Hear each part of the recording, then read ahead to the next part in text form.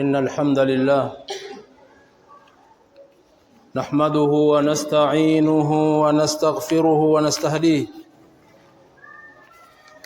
نعوذ به تعالى من شرور أنفسنا ومن سيئات أعمالنا. من يهده الله فلا مضل له ومن يضلله فلا هادي له، وأشهد أن لا إله إلا الله وحده لا شريك له، وأشهد أن محمدًا عبده ورسوله صلى الله عليه وعلى آله وأصحابه وسلم تسليمًا كثيرًا. يا أيها الذين آمنوا اتقوا الله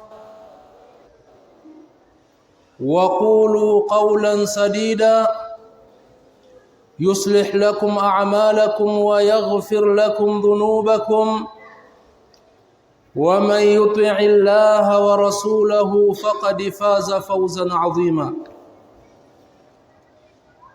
وقال صلى الله عليه وسلم: إن خير الكلام كلام الله،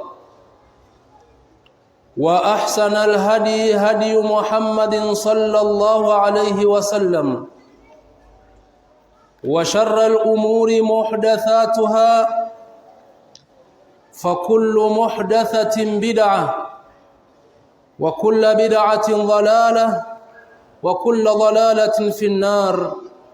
اللهم إنا نعوذ بك من البدع والضلالات والنار، اللهم آمين. إخوان في الله، أوصيكم وأوصي نفسي بتقوى الله، فقد فاز وقد نجا المتقون. Ndugu zangu katika iman, fursa hii adhimu ya siku ya leo tarehe 21 mwezi wa 11 mwaka 1447, maudhui ya hutuba yetu siku ya leo itakuwa haizungumzii masala ya haj wala masala ya Dhulqaada, kwa kuwa masala haya yamezungumzwa sana na yanaendelea kuzungumzwa. Hutuba ya leo tutazungumzia unwani isemayo bal yuhibbuna al-ajila, bal watu ambao bila shaka ni sisi wamependa dunia sana, wametaka uwepesi sana, wametaka maisha ya dunia wakayapa kipaumbele kuliko maisha ya akhera. Hivyo basi unwani yetu bal tuhibbuna al-ajila wa tadharuna al-akhira, watu wamependa maisha ya dunia mno na wakasahau akhera. Kweli kabisa ndugu zangu katika imani, unwani ya hutuba yetu hii huenda ikatuzindua katika sehemu fulani na ikatuondoa mahala hapo na kutusogeza sehemu fulani, tukaweza kutambua sisi tuko wapi. Katika suratul Anbiya aya namba 1 hadi namba 3, Allah subhanahu wa ta'ala yuwatukumbusha kwa kusema: iqtaraba linnasi hisabuhum wa hum fi ghaflatin mu'ridun ma ya'tihim min dhikrin min rabbihim muhdath illa istama'uhu wa hum yal'abun lahiyatan qulubuhum. Allah tabaraka wa taala yuwatuambia na kutuzindua sisi ya kwamba iqtaraba linnasi hisabuhum, muda wa watu kuhesabiwa umekaribia. muda wa watu kusimama mbele ya Mola wao wahesabiwe matendo yao tayari umewadia, lakini watu wenyewe maskini wahum fi ghaflatin mu'ridun, wamelala kabisa, wamesahau. Watu wenyewe wamesahau njia waliopo, wakawa hawajui tena kwamba wana masulia mbele ya Allah. Anaenda kuwahesabu matendo yao, anaenda kuhesabu umri wao, waliutumia vipi huu umri aliyowapa, matendo gani walitenda katika yale aliyowaamrisha na yale aliyowakataza. Wahum fi ghaflatin mu'ridun, wamelala kabisa, wamesahau. Lakini kusahau kwenyewe si kwamba hawajui, wanajisahaulisha wenyewe. Iqtaraba linnas hisabuhum, hesabu ya watu imekaribia kabisa. Kila mmoja, kuna watu wengine tayari akijitizama tu anakuambia bwana, sisi muda wa kuondoka umeshafika. Lakini ukimwangalia matendo alionayo, si matendo yanayosadikisha anayoyasema. Matendo yake yanamuonyesha wazi kabisa kwamba huyu mtu anajiaminisha ya kuwa bado yupo na maisha yanaendelea, hali ya kuwa muda wa kuondoka ushafika na yeye kajipumbaza na kujisahaulisha. Ma yaatihim min dhikrin min rabbihim, hakuwa Mola subhanahu wa ta'ala ameleta katika Qur'ani hii jambo la upuuzi au neno la upuuzi akawaambia illa istama'uhu, isipokuwa watu wakiambiwa na Allah tabaraka wa taala ndani ya kitabu chake wanasikiliza vizuri, wahum yal'abun, lakini wanaondoka pale wakiendelea na michezo yao ya kawaida. Hawashtuki wanadamu kwamba aliyoyasema Allah ni kweli, hawashtuki hilo. Ikhwanu fillah, ndugu zangu katika imani, haya yote ni kwa nini? Lahiyatan qulubuhum, nyoyo zimepumbazika za waja. Ndiyo maana mja wa leo hata umwambieje, hata umsomeeje, kama ni imani basi itapanda kwa dakika hizo, na baada ya masaa mawili imani ile itafutika kana kwamba hajasikia kitu. Na hapa ndipo Mwenyezi Mungu katika suratul Anfal amekataa imani za watu kama hawa, akasema haiwezekani muumini wa kweli akasomewa aya za Mwenyezi Mungu Subhanahu wa Ta'ala hakawa hakuongezeka imani au hakutishika na zile aya za Allah Tabaraka wa Ta'ala, haithu qala Tabaraka wa Ta'ala innamal mu'minun alladhina idha dhukira Allah wajilat qulubuhum wa idha tuliyat alayhim ayatuhu zadatuhum imanan wa ala rabbihim yatawakkalun, kwamba si vinginevyo muumini wa kweli ni yule ambaye akitajiwa Mola wake, kama hivi tunamtaja Mola kwamba ametuambia muda wa kuhesabiwa sisi umekaribia, basi utamwona mtu wajilati qulubuhum, nyoyo zao zinaogopa. Lakini wakisomewa aya za Allah zadatuhum imana, imani zao zinaongezeka kutoka zilipokuwa zinakwenda daraja nyingine. Watu hao ukiangalia kwa macho ya ndani kabisa wameadimika katika ulimwengu wa Waislamu waliokuwa wengi. Ndugu zangu katika imani, vile vile Allah Tabaraka wa Taala akasema ata amrullah fala tastajiluhu. Ata amrullah, amri ya Allah, jambo la Allah Tabaraka wa Taala, hilo linakuja, hilo linafika. Ni lipi hilo? La watu kuhesabiwa. Hahesabiwi mtu akiwa hai, anakufa. Ndugu zangu katika imani, muda wetu wa kuondoka duniani umeshakaribia. Ukiwa wewe waishi leo na hesabu miaka 60, ujue kama haikubaki mitatu basi itakuwa imebaki 13, kwa sababu mwenyewe Rasulullah anasema baina a'mari ummati, umri wa umma wangu mimi na uongoza huu, ma baina 60 wa 70 au ma baina 60 wa 70, ni kati ya miaka 60 na 70. Vipi wewe uliyekwisha fika 70 hujazindukana kwamba mimi niko naondoka duniani humu?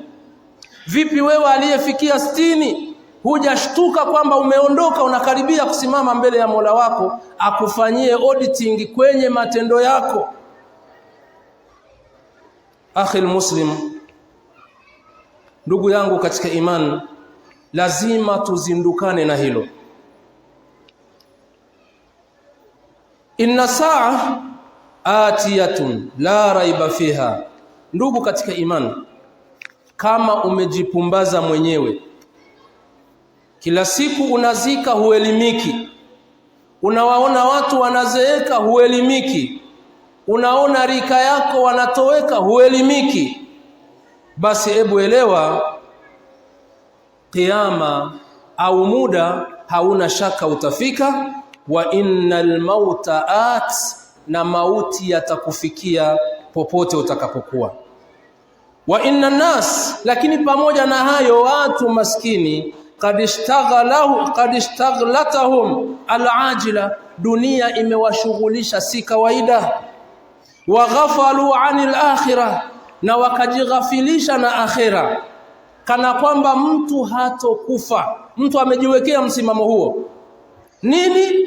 I'mali li dunyaka kaannaka la tamutu ghada abadan, itengenezee, ifanyie kazi dunia kama vile hutokufa milele. Ndugu yangu, utakuwa umeelewa vibaya hadithi hii.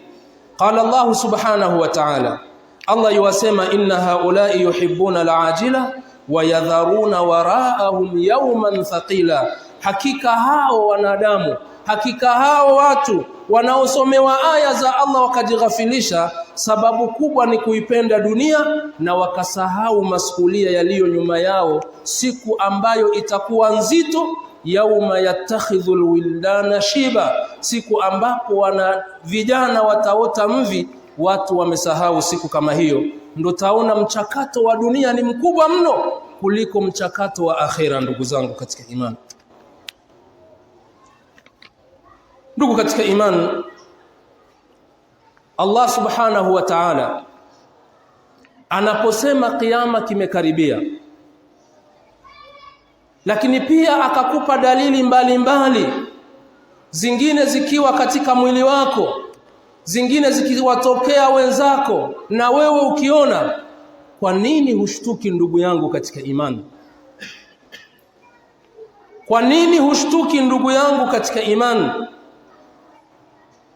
Hili suala la kutoshtuka dalili tosha kwamba wewe imani yako na Allah haipo kabisa kabisa, bali imetoweka, na kilichoitoa imani hii ni kuyapenda sana maisha ya dunia na kusahau siku ambayo Allah tabarak wa taala amechukua miadi nzito ya kuwauliza watu, atakayeshinda akawa ni mwenye kuelekea katika janna na atakayeshindwa kuelekea katika moto, iyadhan billah. Ndugu zangu katika imani, katika nyingine aya Allah tabaraka wa taala yuwatuambia alhaakumut takathur, alhaakumut takathur hatta zurtumul maqabir. Watu wamepumbazwa sana na jambo hili la kutaka maisha ya haraka, la kutaka maisha mazuri, la kukusanya mali ili awe fulani, mpaka mauti yanamfikia. Anazindukana siku roho inatoka, naenda kuzikwa, ndo anaelewa kwamba kumbe dunia hamna lolote. Wameshughulishwa mno wanadamu na wingi wa kutafuta mali, na ndiyo maana imefikia mahala sasa katika kutafuta mali mtu anakuambia usiniingilie mimi kwenye hili, usiniingilie kwenye hili, tuheshimiane. Kwa nini? Anajua mwenyewe alivyojiandaa kwamba mali ndiyo kila kitu katika maisha ya dunia hii. Kwa hiyo kaipata kwa njia ya halali sawa, kaipata kwa njia ya haramu sawa, almuradi awe na mali. Bal tuhibbuna alajila, watu wamependa dunia sana na wakapenda maisha ya haraka, wakasahau kwamba mbele ya Allah muda si mrefu watasimamishwa kuulizwa yale walioyatenda. Ndugu katika imani, alhannasu takafuru fil amwal wal aulad, watu wamepumbazika sana na suala zima la kukusanya mali nyingi wawe nayo, lakini pia wawe na watoto wengi, wa fil mabani, na wawe na majumba, illa man rahimallah, isipokuwa wachache aliowarehemu Allah. Ndugu katika imani, katika mali, katika watoto, hakuna kisichokuwa masulia mbele ya Allah tabaraka wa taala.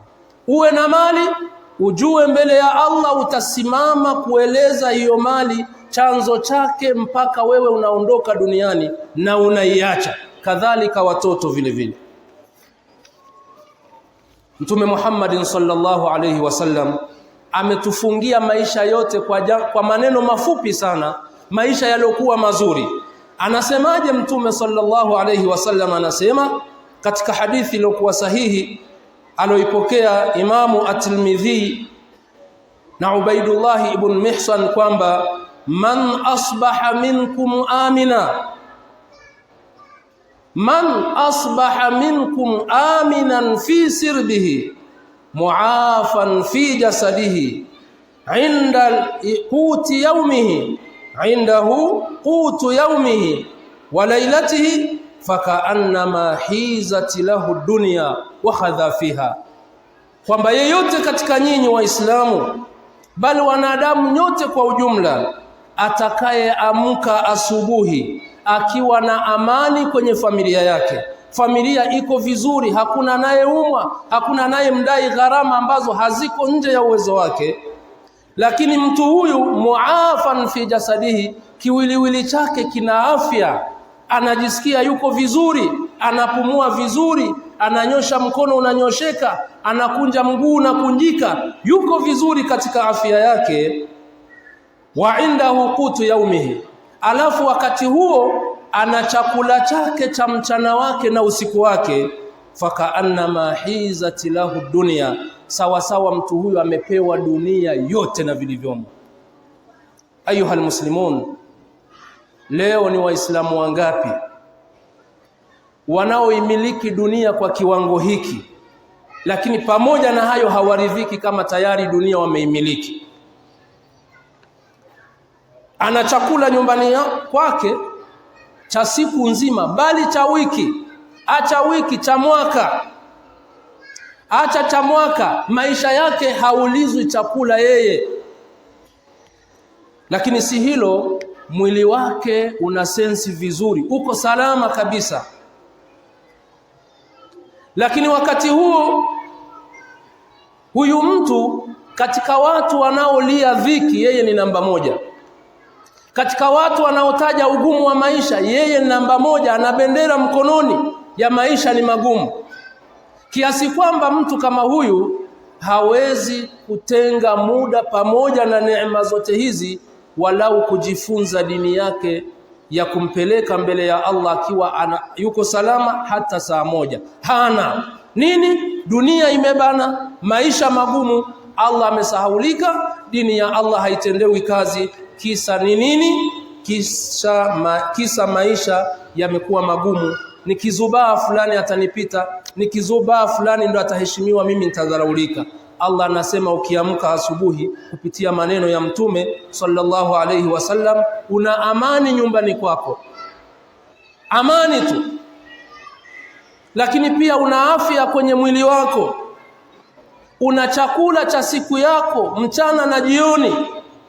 Wewe dunia yote umeimaliza, hakuna dunia zaidi ya hapa. Ndugu zangu katika imani, fakaifa ya man tamliku qutul a'wam, vipi wewe unayemiliki chakula cha miaka yote huulizwi chakula? Alafu pamoja na hayo, katika bajeti ya muda wako na matumizi ya muda wako huna hata dakika 20 za kujifunza dini yako ili usimame mbele ya Mola wako siku ya kuhesabiwa ukiwa uko salama. Ndugu katika imani,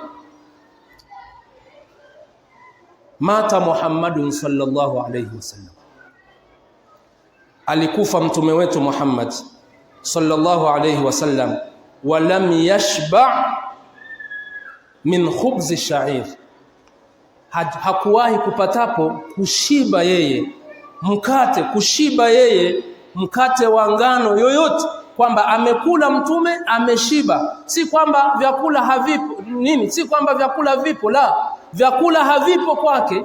Hakuweza kushiba Mtume Muhammad sallallahu alaihi wasallam mpaka anakufa, lakini nani atakuwa bora katika dunia hii kuliko yeye?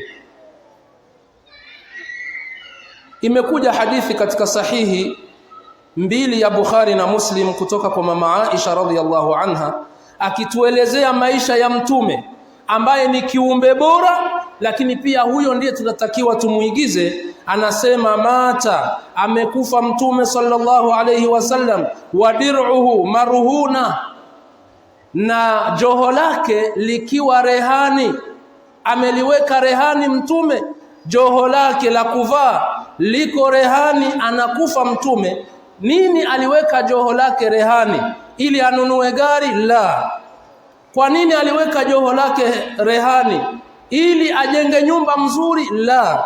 Aliweka rehani yake fi 30 sa'an min ash-sha'ir, ili apate chakula cha kuilisha familia yake vibaba 30. Anaweka joho lake rehani apewe vibaba 30 vya chakula, dini ya Allah iendelee. Fakaifa ana wa anta, vipi mimi na wewe? Nani amefikia hali hiyo? Kanzu lake anaweza kuliweka rehani ili chakula kipatikane, dini ya Allah isonge, afanye majukumu ya dini yake, afanye majukumu aliyoelekezwa, ima ajifunze dini ya Mola wake aliyomtuma kwayo. Sisi hatujaumbwa mimi na wewe na majini, kazi yetu kubwa ni kumwabudu Allah tabaraka wa taala. Sasa hii kazi ya kumwabudu Allah ili iendelee kwa uweledi kabisa, wewe umefikia kiwango hicho pamoja na kumiliki haya yote. Hebu muone kiongozi wa umma Mtume Muhammad sallallahu alayhi wasallam anakufa, joho lake liko rehani. Sio liko rehani ametafuta hakupata, lakini anacha kumsaidia aweke rehani apate chakula, familia iendelee, na yeye abebe majukumu aliyokuwa nayo. Ndugu katika imani, mimi na wewe, zikibaki debe mbili tu za mahindi nyumbani, mtu ashahaha tayari, njaa inaniua. Mtu hawezi kuswali hata sunna msikitini, hawezi kukaa hata dakika 10 ndani ya darasa. Nini? Njaa, maisha. Hizi debe mbili zikiisha, nakuwa mgeni wa nani? Lakini hizo Allah kamruzuku kutoka shambani, hizo Allah kamruzuku, kampa pesa kanunua. Huyu anaweka rehani nguo yake. Ndugu katika imani, ana nabii sallallahu alayhi wasallam, mbele yetu hapa tunamwangalia Mtume sallallahu alayhi wasallama, yakhruju min baitihi, siku moja ametoka nyumbani kwake mida kama hii au zaidi, au mida ya jioni. Nini? Mchana kutwa hakukupatikana chakula. Sasa na jioni nilale, hakuna chakula, wacha nitoke. Akatoka nyumbani kwake. Nini kinachomtoa? Yukhrijuhu al-ju', njaa ndiyo imemtoa ndani Mtume wa Allah sallallahu alayhi wasallam. Yakhruju, wakati ametoka, amefika barabarani au njiani, vyovyote itakavyokuwa, fayajidu Aba Bakara wa Umar, vile vile akamkuta Abu Bakari na Umar, na wao wametoka muda kama huo. Na hawa ni vigogo katika dini hii. Huyu ni Mtume wa Allah, huyu ni Abu Bakar, huyu ni Umar. Mtume katoka, kilichomtoa ndani njaa imemuuma, familia hana cha kuwapa, naye ana majukumu ya dini, anatoka nje, na Abu Bakari yule pale na Umar yule pale. Akawauliza swali, ma akhrajakuma min baitikuma hadhihi saa, nini kilichowatoa nyumbani kwenu kwenye mida hii, nyinyi watukufu wawili, nyinyi mabwana wawili, nyinyi vipenzi wangu wawili, mbona hamko ndani sasa hivi? Mnatafuta nini humu njiani? Qala, wakamwambia, kwa sababu aliyewauliza ni kipenzi wao, ni Mtume wa Allah, wanataraji watapata ufumbuzi. Wakasema, wallahi ya Rasulullah, tunakuapia Allah, ewe Mtume wa Allah, akhrajana al-ju', kilichotutoa nyumbani kwetu sisi ni njaa. Tunaangalia humu njiani nani anaweza akatunusuru kutokana na njaa. Ayuha almuslimun, kaifa ana wa antum, vipi mimi na nyinyi?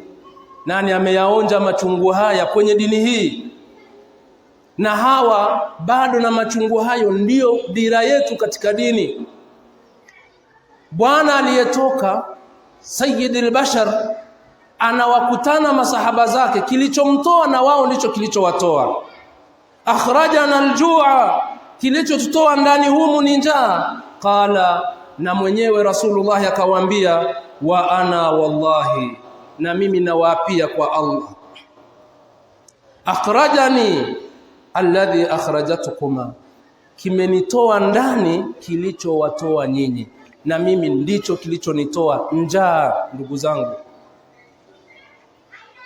hawa ilipokuja aya iqtaraba linnasi hisabuhum, kiyama kimesogea, kiyama kimekaribia, watu wanakaribia kuhesabiwa matendo yao, hawakujali maisha mengine, walijali watasimamaje mbele ya Mola wao siku hiyo, siku ambayo itakuwa ni nzito.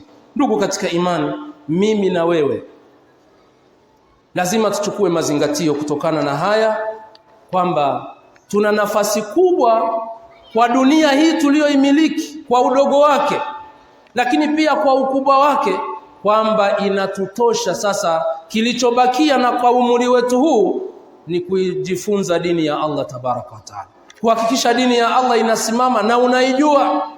Huijui, dunia yako wewe utatoka patupu. Hutoulizwa kwenye mali, isipokuwa utaulizwa maswali ya kukuangamiza. Asiyeielewa dini na kuijua dini, mashaka kwenye mali yake ni 100%. Mashaka kwa malezi yake ni 100%. Mashaka kwa kutoa kwake ni 100%.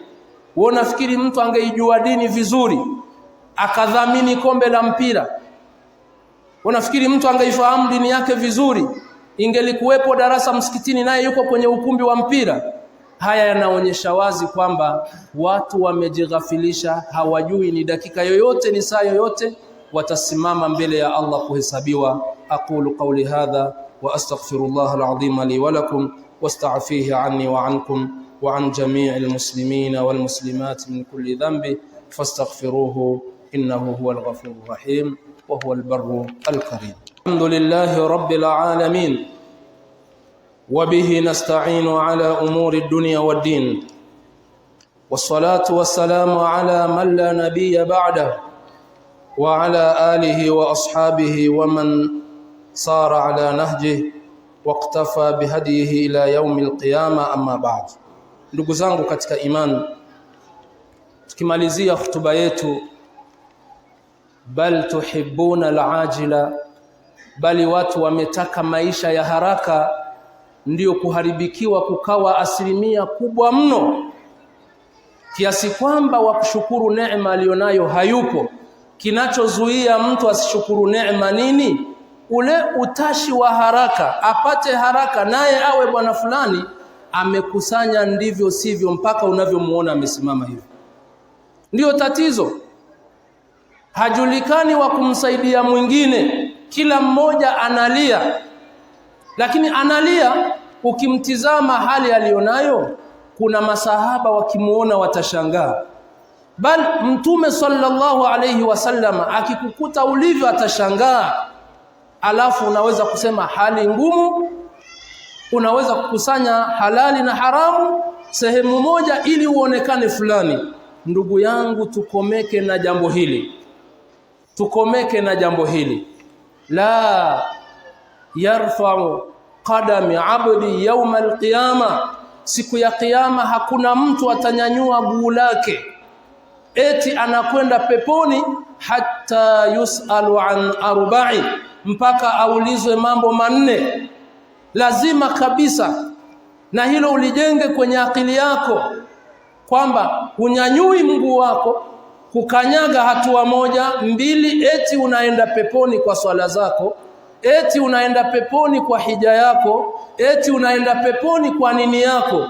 Hatta yusalu an 4, mpaka uulizwe mambo 4. Jambo la kwanza, an umrika, juu ya umri wako, fima abla, ulizeeka wewe, una historia gani? Taja historia yako tangu miaka ya balighi mpaka unafikia hivi kuinama mgongo, mpaka unakuwa na mvi. Hebu tuandikie hapa, umri wako umeisha ukiwa unafanya nini? Lazima utaulizwa. wa an malika, na mali yako lazima utaulizwa, min aina iktasab, umeipata kutoka wapi, wa fima anfaq, na ulitoa wapi. Sasa yawezekana mali yako imepatikana hata we mwenyewe hujui, lakini pia katika kutoa yawezekana uliko kwa kutoa pote hata wewe una mashaka napo. Wamepita watu na bendera yao ya mpira wanatafuta mchango, na wewe ukashika mfukoni ukatoa. Wamepita watu na siasa zao za kisasa, na wewe umetoa. Wamepita watu na mambo yao Allah hayakubali, lakini wewe umeelekeza mali yako. Utamwambia ipo siku, iqtaraba linnasi hisabuhum wa hum fi ghaflati mu'ridun. Kuhesabiwa jamaa kumesogea kabisa. Kama si leo basi ni kesho, kama si leo yangu basi itakuwa ni leo yako, wa hakadha iqtaraba linnasi, mpaka uulizwe mambo manne. Mali yako umeipataje na umeitumiaje? Kwa hiyo katika masala ya mali, ndugu zangu, watu turekebishe mambo yetu haraka, kwa sababu muda wa kuondoka ndo huo tayari umeshakaribia. Mwenye miaka 60 hana shaka kwamba atarudi nyuma apate miaka 30. La, anajua kwamba ndo naondoka mimi tayari. Na wengine waliojiwahi kinyume cha maelekezo, hata mali zao wameshatawanya na kugawa. Sasa wewe kwa kuwa bado una fursa kwamba usigawe, una haja ya kurekebisha kabla mauti hayaja kufikia, ukajikuta uko mbele ya Allah na kuuliza maswali kuhusu hiyo mali, anakuuliza maswali kuhusu hao watoto. Mtume sallallahu alayhi wasallama kharaja yabhathu an luqmati yasuddu ju'uhu, alitoka nyumbani mchana huo au jioni hiyo, akienda njiani labda apate chochote cha kudhibiti njaa yake inayomuuma ili majukumu yaendelee. Wakati huo huo na Abu Bakari ametoka kwa haja hiyo na Umar ametoka kwa haja hiyo. Ndugu yangu katika imani, mimi na wewe vipi? Tukisimama mbele ya Allah na hao inakuwaje? Leo tutashuhudia falillahi alhamdu, watu wana masto ya chakula. Anakushangaa anapoona wewe unasema njaa, anajiuliza huyu yukoje mpaka amfika mahala mtu aweza kukulaumu wewe unaumwa njaa kiujinga wewe. Tatizo dini hii, mmebeba dini kinyume na uelewa. Unaona, dini ya kuombaomba hakuna. Mwenyewe Rasulullah ametoka kwa ajili ya njaa, anaangalia nani amsaidie walau apate cha kukidhi njaa, lakini na sahaba wake Umar, Abu Bakar wanatoka kwa hilo. Hawa walikuwa magwiji katika mali. Abu Bakar alikuwa gwiji katika mali. Imeenda wapi? Imetumika kwenye dini ya Allah tabaraka wa taala, mpaka hana chakula. Umar hakuna asiyemjua, ni khalifa huyu, alipata kuendesha maisha hayo. Lakini nani asimjue Mtume sallallahu alayhi wasallam kwamba ni nani? Ndugu zangu katika imani, akhiran tukiangalia mwisho, Mtume anasema maneno hapa kidogo yanatisha.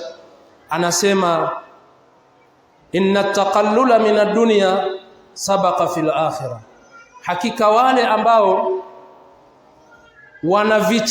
wanavyo vichache humu duniani, kumiliki kwao wamemiliki vitu vya qadari, ni vya uchache katika duniani, hawa akhira watatangulia sana, watakuwa nafasi za mbele mno. Lakini wa innal ikthar min ad-dunya qillatu wa ta'akhur fil akhirah, hawa watu wenye vitu vingi hawa siku ya kiyama watakuwa ni watu wa hali ya chini. Kwa sababu gani? Kwa sababu vitu vingi vinamshughulisha mtu, anaichelewesha akhera kuifanyia kazi kwa sababu ya vitu vilivyomuandama. Mtume alifafanua vizuri maneno haya katika hadithi ya Abu Dharr na wengineo pale aliposema innal mukthirina fi dunya humul muqilluna yawma alqiyama illa man qala hakadha wa hakadha, kwamba wale wenye kumiliki vitu vingi siku ya kiyama watakuwa ni watu wa chini sana. Labda atakaye yafanya yote mawili, kwenye vitu vya dunia anavyo vingi, lakini na kwenye dini anavyo vitu vingi. Dini yake na dunia yake viko sawa, hakuna kinachopunja kingine. Huyu labda, lakini yule ambaye dunia yake alivyowekeza na akhera yake duniani ni zaidi kuliko akhera, siku ya kiyama ni mtu mdogo sana mbele ya Allah tabaraka wa taala. Ndugu zangu katika imani, haimaanishi kwamba tusitafute mali, lakini unapokuwa unatafuta mali, hebu ijalie aya hii iwe mbele ya macho yako, ikuongoze katika kutafuta mali. Bal tu'thiruna alhayata ad-dunya wal akhiratu khairu wa abqa. Hizi aya mbili ziwe ndio dira ya kutafuta. Ukiwa na 500, hebu hii 500 wakati inatumika, angalia akhera imekusaidia kwa kiwango gani. Ukiwa na 2000, hizi hazijaisha, zimekuwekea faida gani kwa Allah tabaraka wa taala, na ukisimamishwa utatoa majibu ya kukinaisha.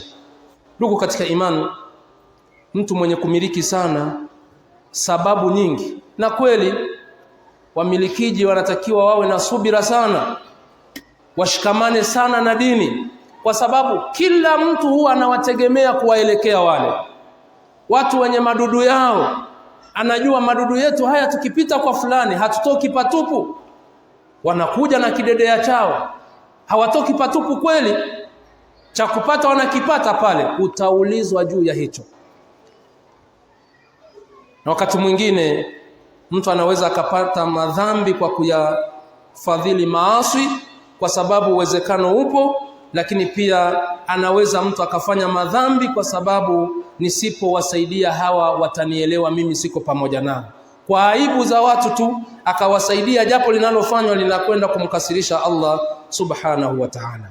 Isipokuwa mtu atakayekuwa na wingi wa mali, lakini mali hiyo akaitumia katika kumtii Allah subhanahu wa ta'ala, akaitumia katika kuyafanya yale anayoyataka Allah subhanahu wa ta'ala. Na hili ndilo agizo la Mtume sallallahu alaihi wasallam, kwamba la hasadan, hakuna kumhusudu mtu kwenye mali yake, illa fitnatain, isipokuwa atakayehusudiwa akiwa na mali ni watu wa aina mbili. Utamhusudu mtu kwa mali yake utakapomuona anafanya mambo mawili ndiyo shughuli yake. Kwa sababu gani anayafanya? Kwa sababu ana mali.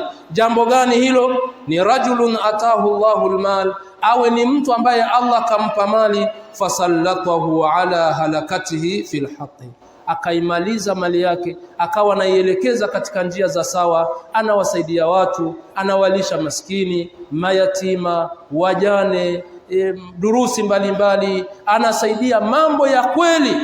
Huyu ndiye mtu mhusudie, na huyu ndiye amejua kuitumia mali. Mimi na wewe tujiulize kwenye mali zetu tunazitumia upande gani? Inna Allaha wa malaikatahu yusalluna ala nabi يا أيها الذين آمنوا صلوا عليه وسلموا تسليما. وأرضى اللهم عن صحابة رسول الله من المهاجرين والأنصار رضوان الله تعالى عليهم أجمعين إلى يوم الدين. اللهم اغفر للمؤمنين والمؤمنات والمسلمين والمسلمات الأحياء منهم والأموات برحمتك يا أرحم الراحمين. أقم الصلاة إن الصلاة